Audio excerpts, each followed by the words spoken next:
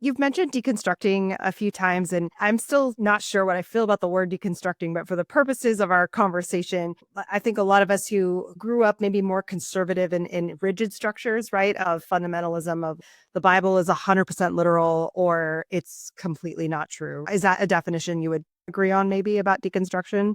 It really bothers me when pastors with big platforms just brush it off like, oh, it's a sexy thing to do. It's a cool thing to do now. The reason why it seems like so many people are doing it is because all of a sudden, for majority of our lives, we were taught some things. The Christians were supposed to be this way, and all of a sudden, for the past 8 years, it has not been, and that 100%. raises up questions.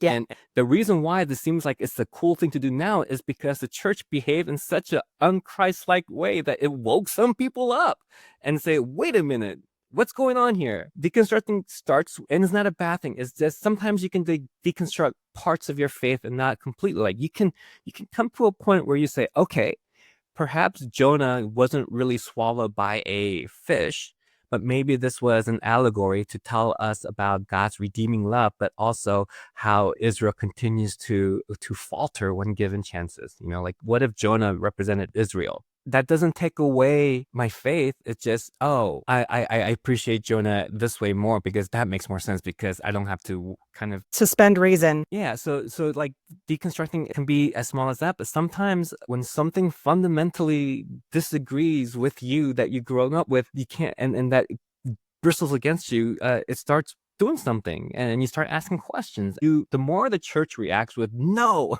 or the more you're inclined to think negative of it, right? Hmm. Yeah. Like think about people who deconstruct in churches and their pastors say, let's really talk about this. No judgment. I just want to walk with you. You probably wouldn't lose as many people. But I understand that, questions are dangerous. And once people start asking questions, people start getting nervous. Once people start getting nervous, the money starts drying up. And then once the money starts drying up.